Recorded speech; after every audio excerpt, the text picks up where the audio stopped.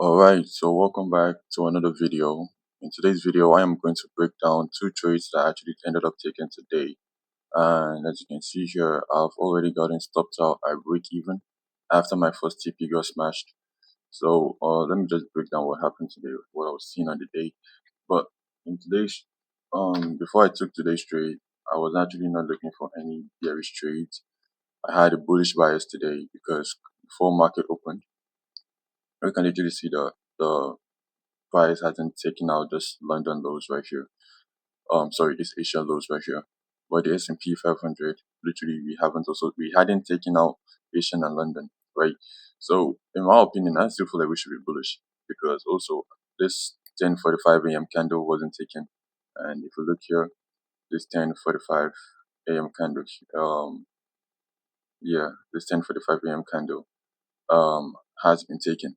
So all this liquidity is being opened here, while all this liquidity has been taken right here on the S&P 500. So in my opinion, I was still looking for more bullish trades, even though before market open, we could have seen some bearish trades. And also because my bias was bullish because we were in a daily order block, and on S&P 500, we were in a daily bullish fair value gap. So a bullish order block for the NASDAQ and a bullish fair value gap on the S&P 500. So basically, I should be seeing some bullish trades, and I guess that's what's going to happen later on. But I've already taken my trades, so I'm okay with it. I'm not trying to force any other trades. As you can see there, we're having the huge rejection right there, which we're seeing off of this daily fair value gap there. So let me just dive into today's trade, right? So I ended up taking my first trade, which was a buy, and I'll break that down right now. Take this, okay.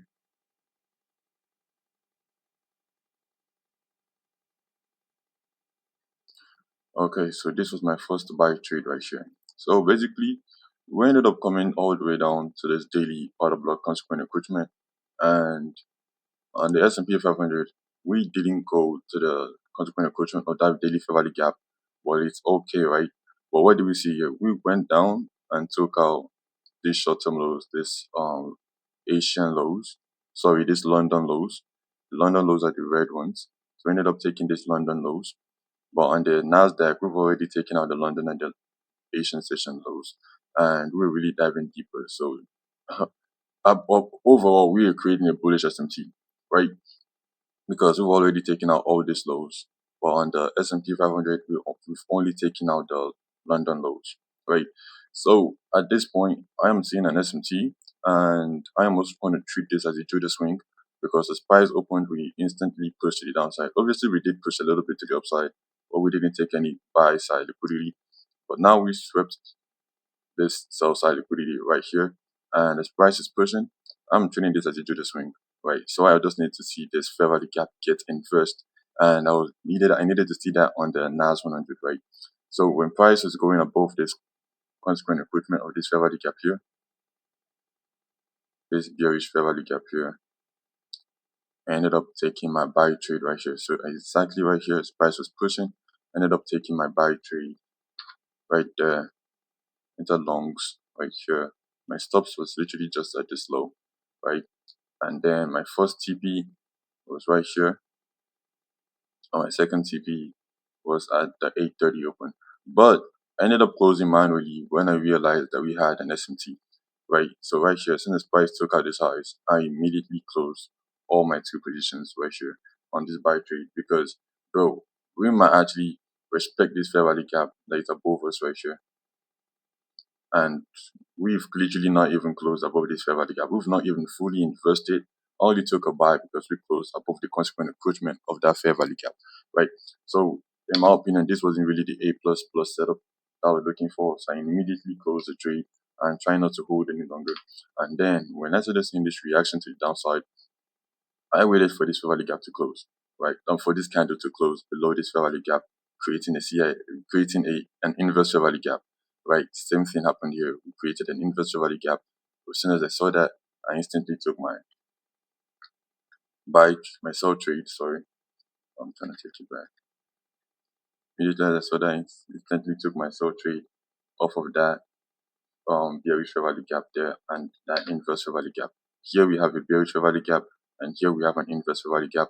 So I waited for it to close, entered right here, stops just above the inverse fair value gap, and then my first take profit was right here. It got hit, and then I was really going aggressive on this trading of my stop loss, because if you look here, we haven't taken out the sell side right here, or this short term low.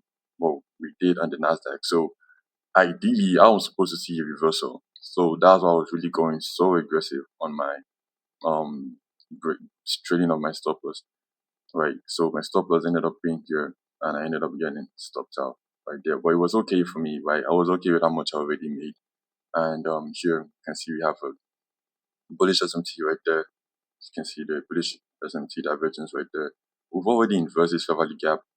Price might likely tap into this fair value gap and keep pushing to the upside, or price just doesn't. Because right here, we've not inversed this bearish fair value gap here, and we've also not inversed this bearish fair value gap. Only inversed this fair value gap, and we've only just inversed this fair value gap. So whatever happens, happens, man. But that was basically today's trade, and I'll see you guys next time. Peace.